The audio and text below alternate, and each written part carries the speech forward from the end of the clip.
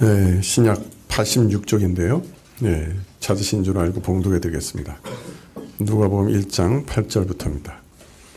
마침 사가랴가 그 반열의 차례대로 제사장의 직무를 하나님 앞에 행할세 제사장의 전례를 따라 제비를 뽑아 주의 성소에 들어가 분향하고 모든 백성은 그 분향하는 시간에 밖에서 기도하더라. 주의 사자가 저에게 나타나 향단 우편에 선지라. 사가랴가 보고 놀라며 무서워하니 천사가 일러 가로되 사가랴여 무서워 말라. 너희 간구함이 들린지라. 내 아내 엘리사벳이 내게 아들을 낳아 주리니 그 이름을 요한이라 하라. 너도 거기까지 봉독해 드리겠습니다.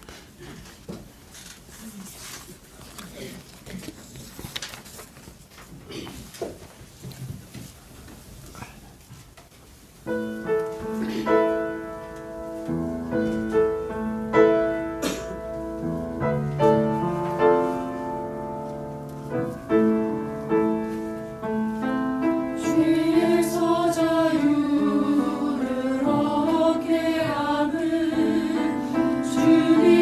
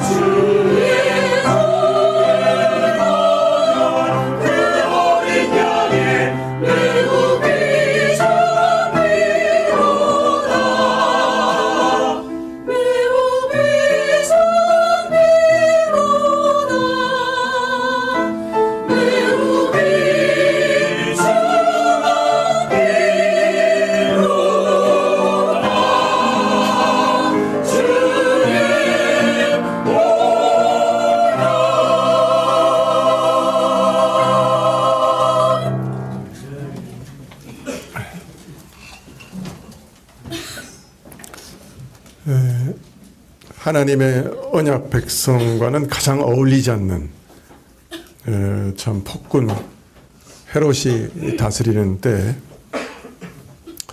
전 백성들을 말씀으로 교화할 제사장들마저 철저히 타락해서 하나님께 예배드리는 성전에서조차 세속의 이익을 추구하는 그런 때, 그러나 하나님께서는 유다 산중에 하나님을 신실하게 섬기는 남은 자를 두셨습니다. 제사장 사가랴와 엘리사벳 부부였죠. 저들은 하나님 앞에 참 바른 믿음을 가지고 있었고 말씀을 순종하고 늘 의롭게 살아가는 자들이었습니다.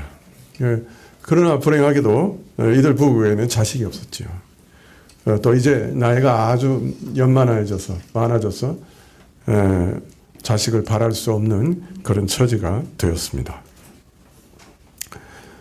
성경에서 사가랴와 엘리사 부부를 소개하면서 저들이 자녀가 없고 또 이제 늙어서 자녀를 생산하는 것을 단념해야 할 그런 형편임을 먼저 언급한 것은 이제 이들 부부를 통해서 출생하게 될 세례 요한의 출생이 그저 사람의 자연스러운 출생이 아니라 하나님께서 개입하시는 특별한 출생이다 하는 것을 드러내기 위해서 먼저 언급하신 것이죠.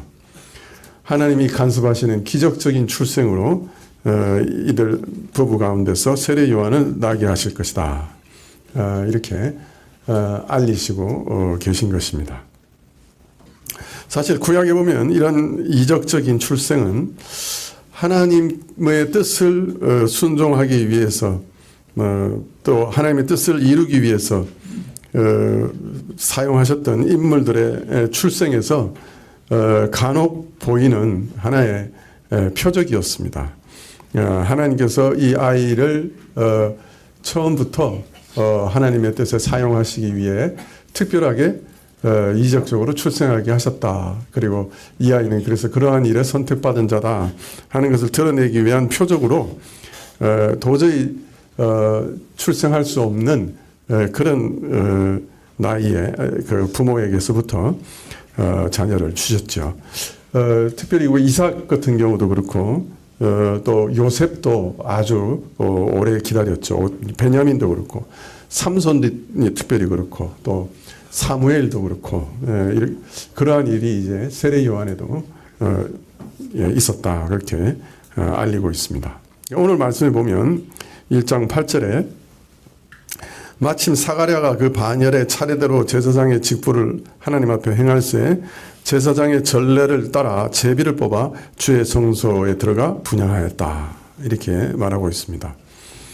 다윗이 왕이 된 이후에 여러 제도를 정비할 때 이 레위인들이 성소에서 하는 일들도 각기 잘 분담을 시켰고 특별히 이 아론의 자손 제사장들, 이 제사장들은 24반열로 나누어서 교대로 성소의 일을 감당하도록 그렇게 정했습니다. 그래서 이 24반열이기 때문에 1년에 2번 정도 성소에 와서 일을 감당했어요. 그래서 안식일 오후부터 시작해가지고 그 다음 안식일 오전까지 이렇게 8일에 걸쳐서 감당을 했습니다. 1년에 2번. 그리고 매 안식일 정오에 이렇게 이제 번을 교체했죠. 또 유월절, 오순절, 초막절 이런 경우에는 제사장들의 임무가 매우 많았기 때문에 모든 반열이 다 예루살렘에 와서 함께 봉사에 참여했습니다. 자, 이렇게 1년에 2번씩 와서 성전의 일을 감당할 때 제사장들은 그 모든 직무를 할 때 제비를 뽑아서 직무를 감당했습니다. 제사장의 직무 중에는 각종 제사를 드리는 일들이 주였고 그 다음에 오늘 말하는 것처럼 분향하는 일, 그 다음에 성소 안에 있는 등불을 이렇게 살피는 일, 또 성소 안에 있는 진설병을 교체하는 일, 이렇게 다양한 일들이 있었어요. 그래서 이제 한 주간을 시작하면서 제사장들한테 이렇게 제비를 뽑아가지고 각 직무를 분담하게 했던 거죠. 이제 제사장 사가랴가 제8 반열 아비야 반열에 속해 있는데 그 봉사 주관이 돼서 제사장 직무를 수행할 때 제비를 뽑았는데 성소에 들어가서 분향하는 일을 뽑게 됐습니다. 분향은 아침 제사를 드리기 전에 또 저녁 제사가 드려진 후에 분향하게 되어 있는데요. 그 성소에서 들어가서 이 분향하는 이 직무는 제사장에게 있어서는 아주 영예로운 일로 여겨졌습니다. 그래서 사실은 누구나 다 할 수 있는 것도 아니고 제비를 뽑아서 할 수 있는 거니까. 그리고 1년에 일생에 딱 한 번 기회가 주어졌습니다.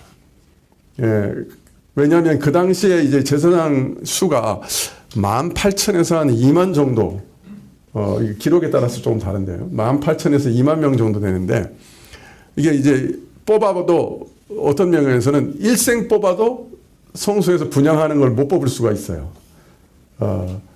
그래서 어떻게 했냐면 한 번 뽑은 사람은 그 부한 사람이라고, 왜 부한 사람이라고 얘기했는지 모르겠는데 부한 사람이라고 그 말한 다음에 다시는 분향하는 제비를 뽑지 못하게 했어요. 그러니까 딱 한 번 뽑히면 이제 그걸로 끝나는 거예요. 근데 이제 사가랴가 오랫동안 나이가 많을 때까지 제사장 직무를 쭉 수행해 왔죠. 그리고 성소에서도 여러 번 뭐 여러 가지 수행해 왔지만 분향하는 거에 대해서는 한 번도 안 된 거예요. 그러니까 지금까지 이제 제비를 계속 뽑은 거죠. 마지막 나이가 많아서 이제 뭐 거의 은퇴 시점이 가까웠는데 이제 분향하는 그 제비를 뽑은 거예요. 그러고 나서 이제 다시는 이제 못 들어가는 거죠. 이제 분향하러는. 그래서 이제 지금 어떤 면에서는 지금 사가랴는 일생에 단 한 번 있는 기회에 이제 성소에 들어가서 분향하게 된 거예요. 누가복음 1장 10절에 모든 백성은 그 분향하는 시간 밖에서 기도하더니 주의 사자가 저에게 나타나 향단 우편에 선지라. 사가랴가 보고 놀라며 무서워하니 천사가 일러 가로되 사가랴여 무서워 말라. 너의 간구함이 들린지라. 내 아내 엘리사벳이 내게 아들을 낳아주리니 그 이름을 요한이라 하라. 성소에서 이렇게, 성소는 여러분 아시겠지만은 지성소와 성소로 나눠져 있어요. 그래서 이제 먼저 성소 안에 들어가면 이렇게 성소로 들어가게 되죠. 성전에 들어가면. 그 다음에 이제 커튼이 쳐 있고 그 뒤편에 지성소가 있죠. 그 이제 지성소 안에는 언약궤가 있죠. 그리고 언약궤 위에 이제 속죄소가 있습니다. 그리고 이제 성소에 들어가면 오른편에 그 떡상이 있죠. 그리고 왼편에는 황금 등대가 있고 금 등대가 있고 가운데 가장 깊숙한 곳에 그 지성소 바로 앞에 있는 커튼 바로 앞에 이 분향단이 있습니다. 그래서 이제 향기로운 향을 거기서 피우게 돼 있죠. 그런데 이 사실은 성경에 보면 이 분향단은 성소에 있지만은 그 소속은 지성소예요. 그래서 이 분향단의 향을 피우면은 커튼 바로 뒤편으로 향이 들어가서 지성소의 향을 이렇게 채우게 되어 있습니다. 물론 이제 성소 안에도 향이 차겠지만은 향단 바로 밑에 향을 피우니까 그 커튼 밑에서 피우니까 지성소로 이렇게 향이 올라가게 되어 있는 것이죠.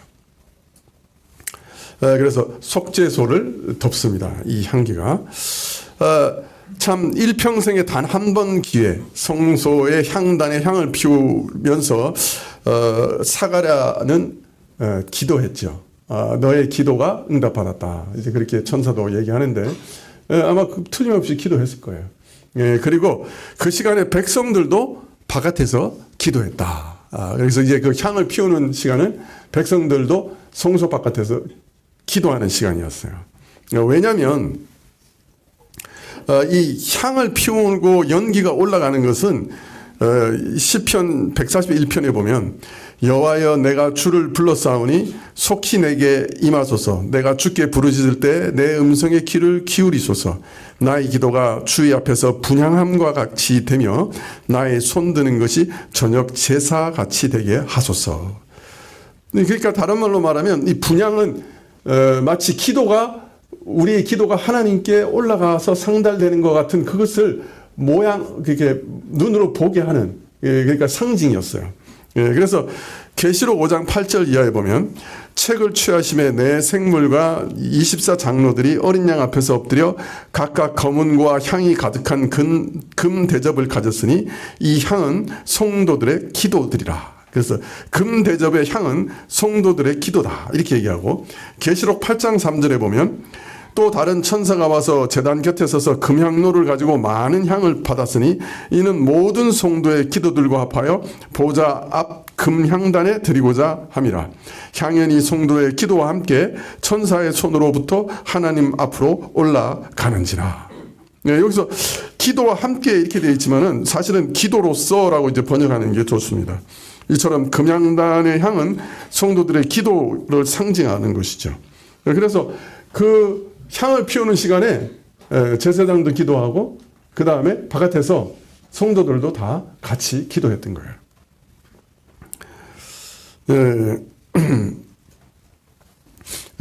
사실 이러한 말씀들은 이 성도의 기도가 얼마나 하나님 앞에서 향기로운 것인가 하는 것에 대해서 그림처럼 보여주시는 것이죠. 하나님께 드리는 가장 향기로운 제사, 향기를 드리는 그 분향하는 일이 우리 성도의 기도를 상징하는 거다. 그렇게 말씀하시니까 우리의 기도는 하나님 앞에서 이렇게 향기로운 제사다. 그렇게 말합니다. 참 비유컨대 지성소를 차단하는 휘장 너머 속죄소를 가리는 자욱한 향연의 향기처럼 향기로우며 천사가 금대접에 담아서 하나님께 드릴 만큼 귀중한 것이며 참 그래서 우리는 이 기도를 귀중히 여겨야 될 것이고 거짓이나 경박함이나 망령됨이 섞이지 않는 순전한 기도를 드려야 될 것이고 또 우리가 하나님께서 이렇게 내 기도를 들으시리라 하는 믿음으로 기도를 드려야 할 겁니다. 자, 이처럼 기도하면서 향을 피우고 있는데 사가랴 앞에 갑자기 주의 천사가 분향단 우편에 섰어요.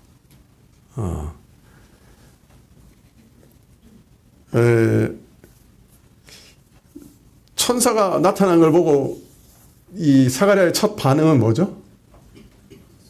예? 무서워했죠. 여러분이라면 안 무서워하겠어요? 찬란한 영광을 가진 천사가 그냥 오른편에 갑자기 나타났어요. 깜짝 놀래고 무서워했죠. 근데 이런 일이 자주 있었던 거 아니에요. 그 유대 문서에 아주 해박한 지식을 가진 유대인 신학자가 쓴 글에 보면 제사장이 성소에서 천사를 만났다는 기록은 탈무드나 그 어디를 봐도 없대요. 유대에 남은 기록에.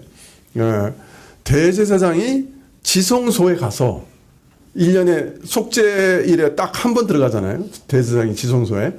그 속죄일에 대제사장이 지성소에 들어가서 천사를 만났다는 기록이 2번 있대요. 성경의 기록이 아니고 유대인들의 기록에.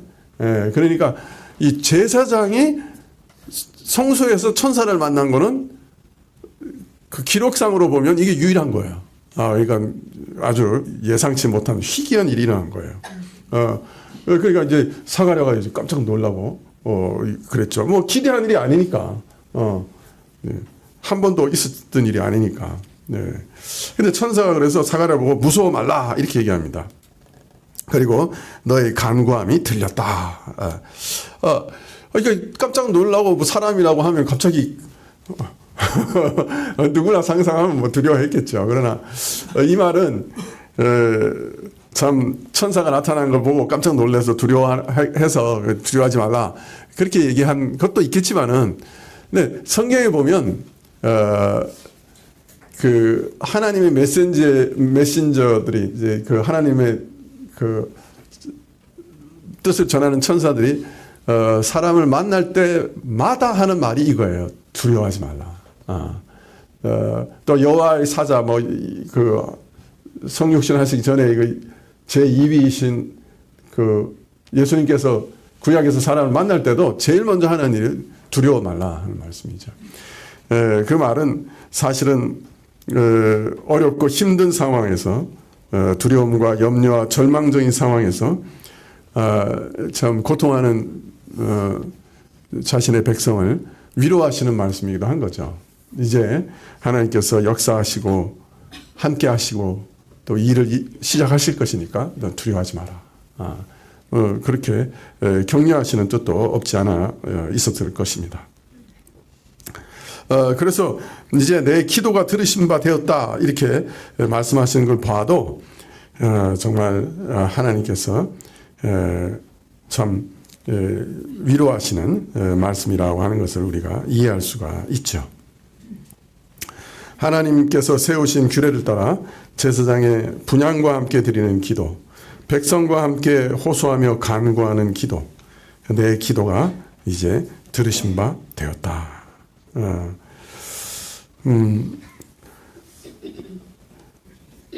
그런데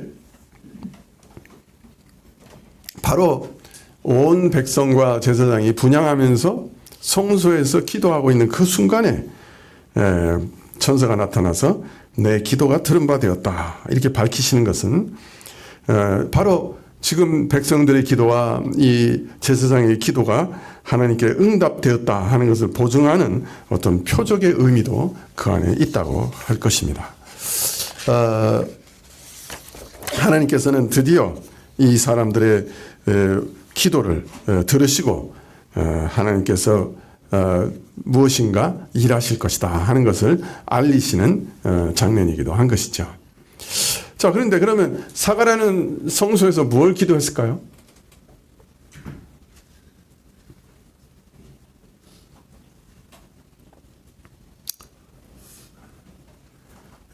어떤 분들은 내 간구함을 들었다고 하신 다음에 바로 내 아내 엘리사벳이 내게 아들을 낳아주리라 이렇게 하시니까 제사장이 일평생 한번 성소에 들어가는 기회를 삼아 자식이 없는 고충을 아뢰고 자식을 구하고 있었다 이렇게 생각하는 분들도 있습니다만은 지금 이 기도가 사실은 바깥에서 하나님께 드리는 백성들의 기도를 대표하는 기도예요. 그래서 참 제사장이라고 하는 사람은 원래 근본적인 직무가 자신을 위한 게 아니고 백성을 위한 것이거든요. 제사장 직무는 그 완전한 대제사장이신 예수님께서 보여주셨듯이 본질적으로 자신을 위한 것이 아니고 용서받아야 할 죄인을 위한 것이죠. 자, 예수님이 드린 제사는 허물 많은 이스라엘을 위한 제사였죠. 그러니 제사장의 분향도 마찬가지인 것이죠. 네. 근본적으로 제사장 자신을 위한 게 아니냐, 백성들을 위한 것이고, 바깥에서 함께 드리는 백성들의 기도를 대표하는 기도일 것이고, 그래서 제사장이 분향하는 동안 제사장과 성소 밖의 백성이 한 마음으로 한 가지 기도를 드렸으리라. 그렇게 이해할 수가 있습니다. 자, 그러면 제사장 사가랴가 백성 이스라엘을 위해 드리는 기도, 성소 밖에서 백성의 드리는 마음을 합쳐서 드리는 그 기도, 이 제사장과 백성이 한 마음이 되어서 드리는 그 기도는 어떤 기도였을까요?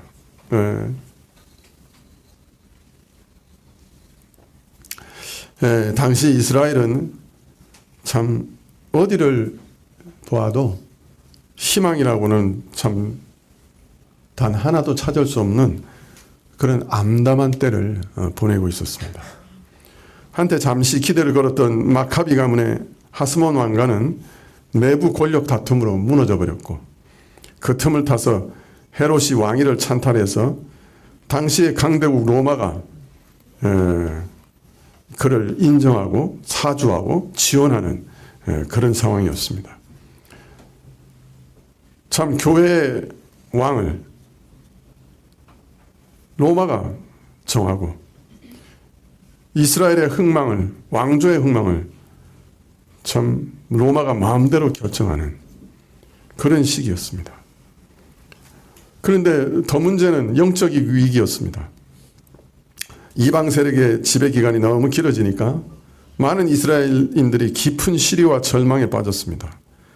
핍박과 회유로 인해서 이교의 문화, 특히 헬라 문화에 깊이 동화되고 그리고 이제 믿음을 저버리기도 하였습니다. 하나둘 믿음을 버리고 변절하는 주위 사람들을 보면서 그럼에도 불구하고 하나님에 대한 믿음을 지키려고 하는 신실한 사람들은 마음을 찌르는 고통과 깊은 슬픔 가운데 믿음을 지키는 소수의 사람들은 어떤 기도를 드렸을까요? 대세는 이미 기울어져 가고 있었습니다. 그래서 세례 요한의 첫 마디가 회개하라, 천국이 가까웠다. 도끼가 이미 나무 뿌리에 놓였다. 도끼가 나무 뿌리 옆에 딱 놓였다는 말은 뭐예요? 이제 도끼가 휘둘러지면 이스라엘이 뿌리채 뽑혀나가 잘려나가서 멸망당할 수밖에 없는 그런 위기라는 거예요. 이스라엘의 영적 상황은 너무 심각해서 심판이 불가피하고 더 이상 미룰 수 없는 만큼 위기였다. 그 세례 요한의 말이죠. 이런 시대에 살면서 그래도 제사장이 분향하는 그때를 맞춰서 성소까지 나와서 성소 바깥에서 기도하는 이스라엘 백성의 기도는 무엇이었을까요? 세상에 속해서 세상을 쫓는 사람들이야 어느 시대에 어떤 상황이든지 육적 욕망을 쫓아 살 뿐입니다. 그러나 하나님께 택해서 부르심을 받은 백성들, 하나님의 백성을 스스로 기억하며 그 도리를 쫓아 믿음과 은혜와 소망으로 살아가고자 하는 사람들, 어디를 보아도 암담하며 마음을 주거나 바라고 의지할 곳을 찾지 못한 사람들, 이런 사람들이 무엇을 기도했겠습니까? 세속화되어 정치 바람을 타고자 하며 성전을 장사하여 이익을 보는 장터로 생각하는 제사장 틈에 섞이는 대신에 오직 하나님께서 맡기신 거룩한 직무를 진실함으로 감당하리라는 마음으로 일생을 살아온 제사장 사가랴가 이런 이스라엘을 위해 드린 기도는 어떤 기도였겠습니까?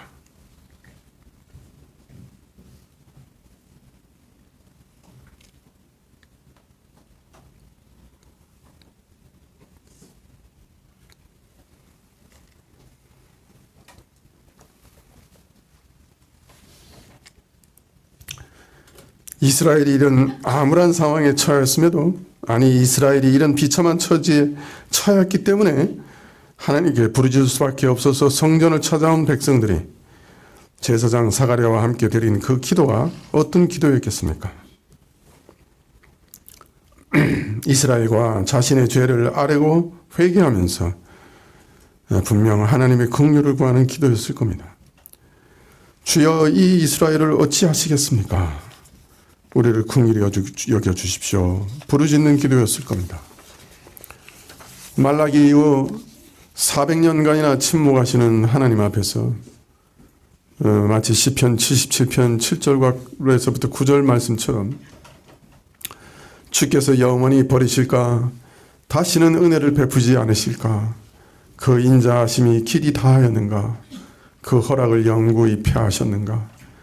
하나님의 은혜 베푸심을 잊으셨는가? 노하심으로 그 긍휼을 막으셨는가?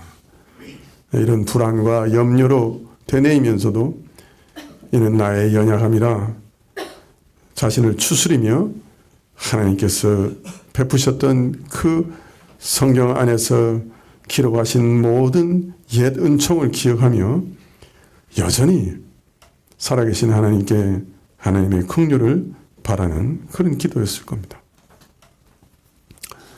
이런 절망적인 상황 가운데서도 엘리사벳의 부모가 그 딸의 이름을 나의 하나님이 맹세하셨다라고 지으며 기다렸던 그 메시아. 사가랴의 부모가 아들의 이름을 여호와께서 기억하신다라고 지으며 기다렸던, 하나님께서 맹세로 보증하셨던, 하나님께서 결코 잊어버리지 않으실 메시아의 약속을 오늘도 기억하며 잊지 않고, 주여 우리에게 메시아를 보내주소서, 약속하신 그 메시아를 보내주소서, 여호와께서 기억하실 줄 믿습니다 하고 기도드렸을 겁니다. 제사장 사가랴는 사실 일평생 이 기도를 드려왔고 또 지금도 그것을 기도했을 겁니다. 이러한 기도는 하나님께서 귀중히 여기시는 기도였고, 성소 안을 채운 향연만큼, 향기로운 향기만큼, 금대접에 담긴 향만큼 귀중한 기도였을 겁니다. 이처럼 사가랴는 자신과 백성의 기도로 분향하였으며, 그 향연이 천사의 손으로 하나님 앞으로 올라가듯이 그 기도는 제사장 사가랴가 드리는 분향의 향연과 함께 하나님께 드려졌던 것이죠.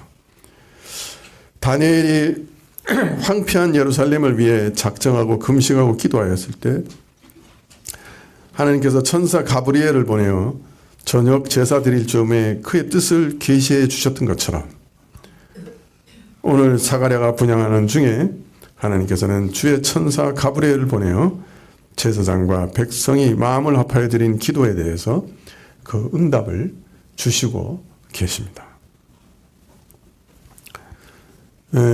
누가복음 1장 13절에 천사가 일러 가로되 사가랴여 무서워 말라, 너의 간구함이 들린지라 내 아내 엘리사벳이 내게 아들을 낳아 주리니 그 이름을 요한이라 하라. 진실한 자세로 믿음으로 드리는 제사장 사가랴의 기도를 들으시고 하나님께서는 그의 사자를 보내어 요한의 출생에 대해서 알리십니다. 하나님의 구원을 기다리는 이스라엘의 간구에 대답하여 주신 그 첫 응답은 바로 사가랴의 아들로부터 시작될 것이었죠. 그 아들의 이름을 요한이라 하라. 즉 하나님께서 은총과 은혜를 베푸시리라 하는 그런 이름으로 부르라 하셨습니다. 하나님께서 은총과 은혜를 베푸시리라. 매일 아침 저녁 제사장의 분향과 함께 드려지는 이스라엘의 그 기도에 응하여 이제 은총과 은혜를 베푸실 것을 알리신 것이죠.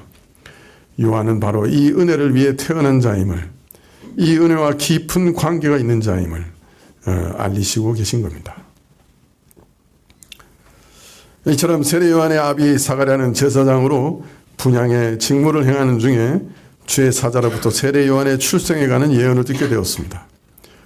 제사장 가문에 속하여 제사장으로 태어난 것만으로도 특별한 일입니다마는 바로 그의 출생이 아비가 향단에 향을 피우는 제사장 직무를 행하는 중에서 예고되었다 하는 사실은 더욱 의미심장합니다. 이 아이는 이스라엘이 오랜 기다림 가운데 주어진, 오랜 기도 가운데 주어진 응답으로 하나님께서 선물로 주신 아이임을 암시하기 때문이죠. 그러면 이 세례 요한은 누구냐? 이 질문에 대해서는 다음 시간에 말씀을 드리겠습니다. 오늘 말씀에서 우리는 기도하는 제사장과 백성들, 그리고 그 기도에 응답하여 새 역사를 시작하시는 하나님을 보았습니다.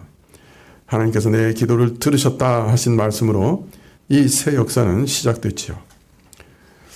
이 말씀은 우리에게 하나님께서 우리 간구를 들으시고 우리 사정을 헤아려 다 아심으로 우리는 하나님의 응답을 기대할 수 있다는 사실을 다시금 깨닫게 합니다.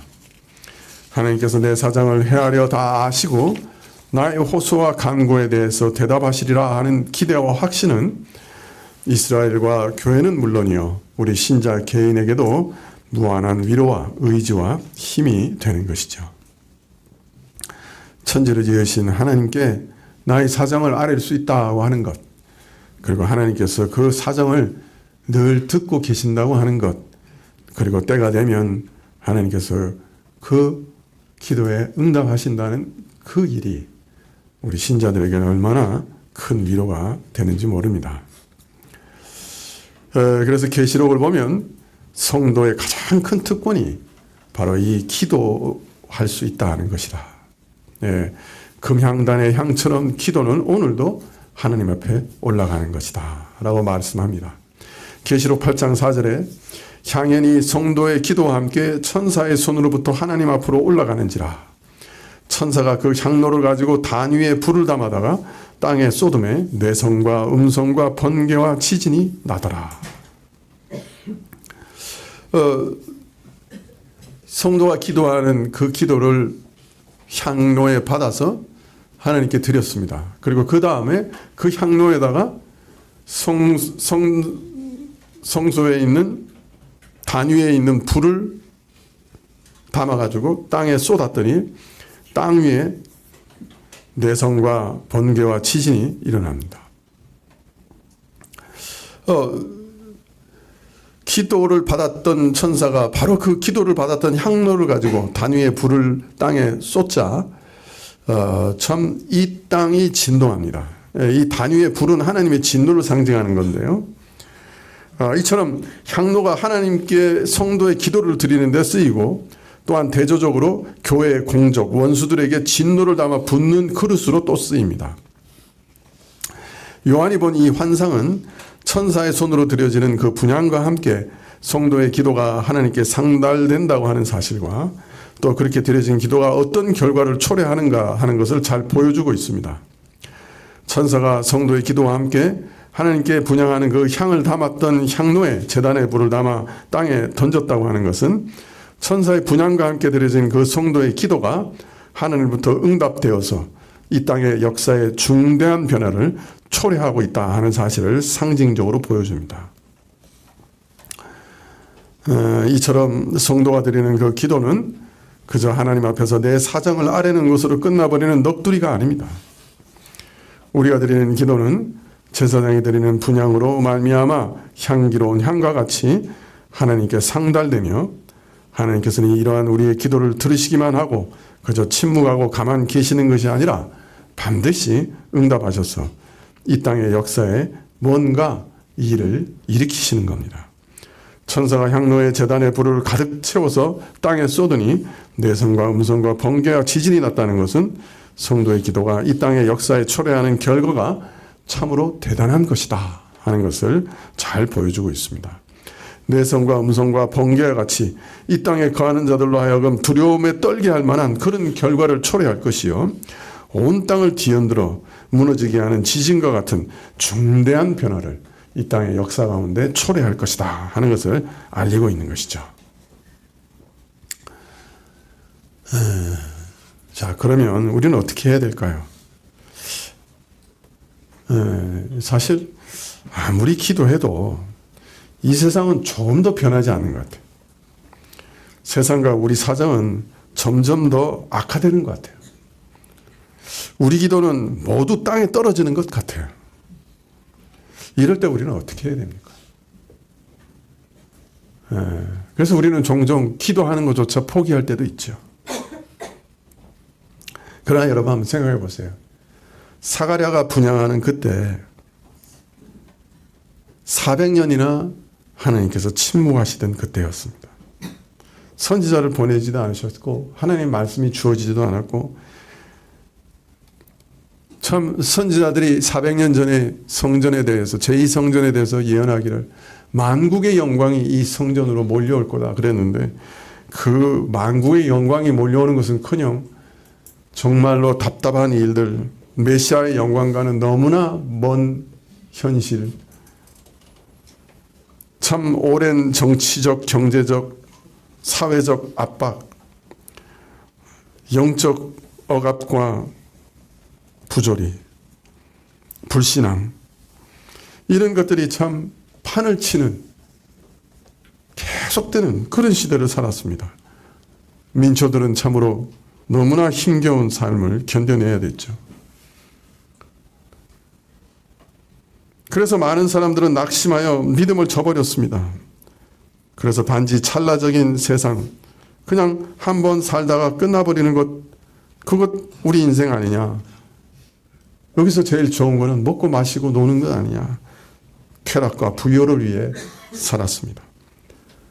그리고 그 일에 하나님의 말씀을 전하고 백성들을 가르쳐야 할 제사장들이 제일 앞장섰습니다.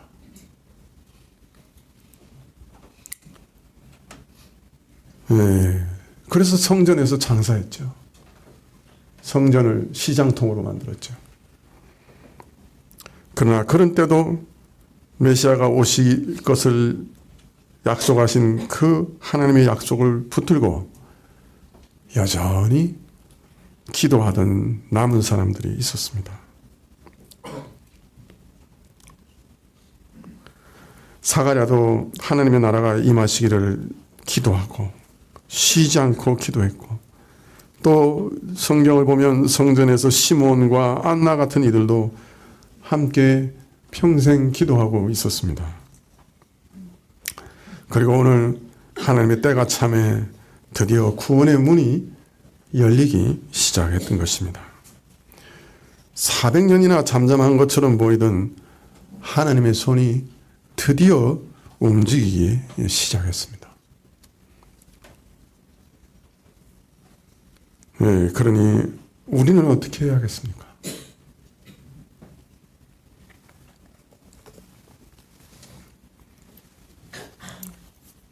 네, 어떤 상황에도 낙심하지 말아야 할 것입니다. 일의 결국이 온전히 드러날 때까지 우리도 우리의 분향단에 기도의 향을 사르는 일을 멈추지 말아야 할 것입니다. 날마다 매일매일 주님의 손이 역사 가운데 확연히 드러나고 주의 손이 움직이실 때까지 우리도 기도의 향을 살라야 할 것입니다.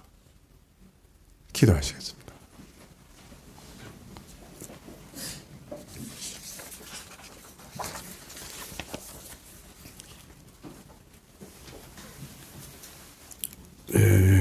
아버지 하나님, 저희가 사는 시대가 사가랴가 살았던 시대와 크게 다르지 않은 것 아닌가 염려스러운 마음으로 살펴보게 됩니다.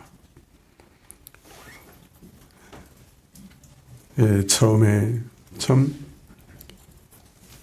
뜨거운 마음으로 하나님을 섬기겠다고 나섰던 많은 사람들이 낙심하고 또 지쳐서 어느 순간 세상으로 돌아가고, 참 세상에 좋은 것들을 얻기 위해 하나님의 영광스러운 직분을 내어 던지는 일들도 보는 이때 하나님께서 저에게 성령으로 복 주셔서 믿음을 유지하게 하시고 하나님께서 남겨두셨던 사가랴 같이 시므온 같이 참 믿음으로 끝까지 하나님을 섬기고 하나님을 의지하는 저희들이 될 수 있도록 은혜 내려주시기를 간절히 기도합니다. 주의 발자국 소리가 가까우리 때 내가 그때 정말 세상에서 믿음을 보겠느냐, 예수님께서 참 말씀하셨는데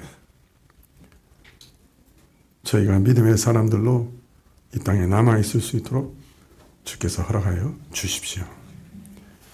예수님의 이름으로 기도합나이다. 아멘.